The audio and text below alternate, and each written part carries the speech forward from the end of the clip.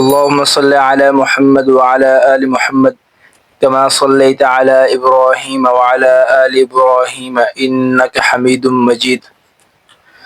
اللهم بارك على محمد وعلى آل محمد كما باركت على إبراهيم وعلى آل إبراهيم إنك حميد مجيد. السلام علیکم ورحمۃ اللہ وبرکاتہ. تمام ویورز کو، تمام اسٹوڈنٹس کو آج کی اس ویڈیو میں خوش آمدید. امید کرتا ہوں کہ آپ سب خیریت سے ہوں گے. آج کی جو ہمارا سبق ہے، آج کی جو ہماری ویڈیو ہے وہ سورۃ العادیات کے بارے میں ہے.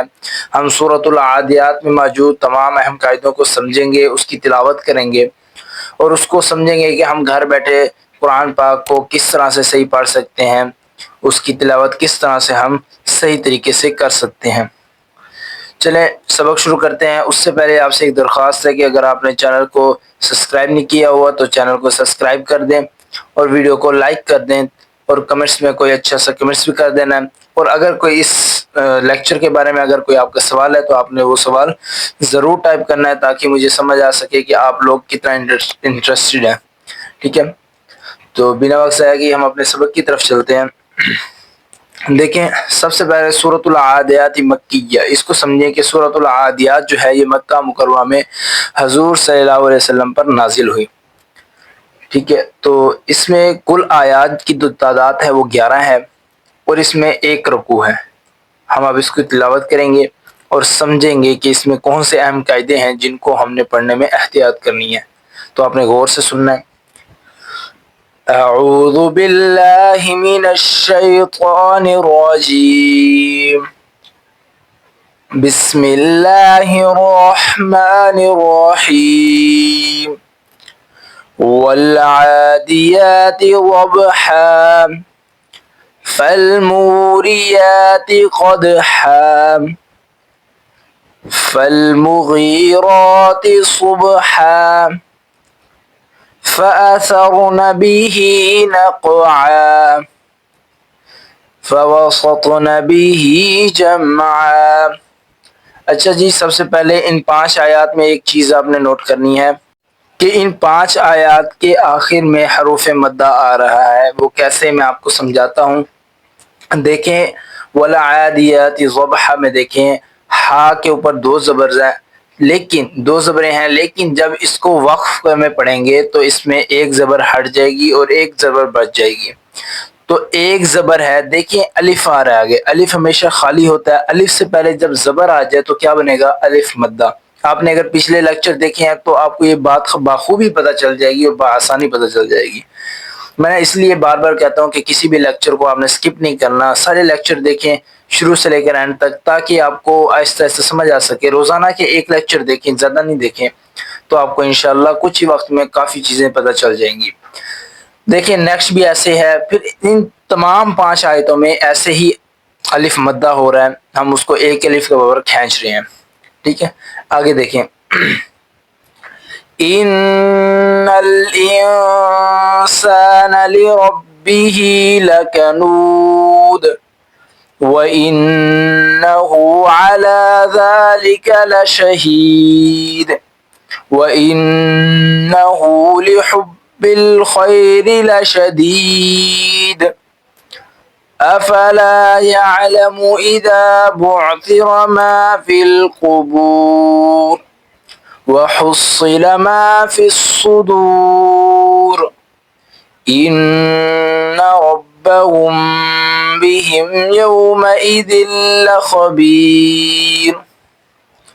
اچھا جی، آپ نے پھر ایک اور چیز نوٹ کرنی ہے. 5 آیات تو ہم نے پڑھی جس میں الف مدہ تھا آخر میں. پھر نیکسٹ جو 5 آیتیں پڑھی ان کے ہر آیت کے آخر میں مد عارض وقفی ہو رہا تھا. ٹھیک ہے، لیکن حروف مدہ کے بعد اگر حروف مدہ کے بعد والا حرف اگر وقف کی وجہ سے ساکن ہو جائے تو وہاں کیا ہوتا ہے؟ حروف مدہ پہ مد عارض وقفی ہوتا ہے، یعنی کہ اس کو 3 الف کے برابر کم سے کم کھینچنا ہے. تو ہم نے ان کو پڑھتے وقت جب وقف کرنا ہے تو ان کو کم سے کم 3 الف کے برابر کھینچنا ہے.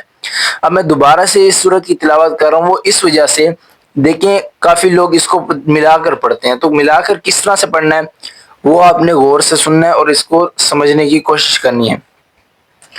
دیکھیں بسم اللہ الرحمن الرحیم والعادیات ضبحا فالموریات قدحا فالمغیرات صبحا فأثرن به نقعا فوسطن به جمعا ان الانسان لربه لکنود۔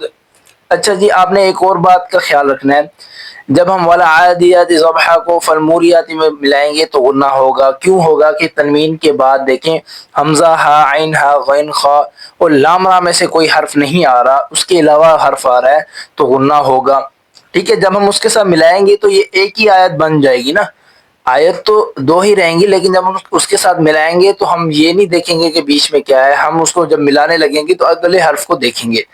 لیکن جب ہم فوسطن به جمعا پڑھیں گے، اس کے بعد اگر ہم نے ملایا تو عین دو زبر عن پہ غنہ نہیں ہوگا۔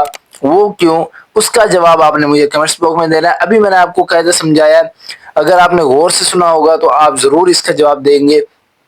دیکھتے ہیں کون جواب دیتا ہے، اور جس کا مجھے فرسٹ کمنٹس آ گیا میں اس کی انشاءاللہ نیکسٹ ویڈیو میں اس کا نام لے کر انشاءاللہ بتاؤں گا۔ چلیں آگے پڑھتے ہیں، مکمل تلاوت مکمل کرتے ہیں۔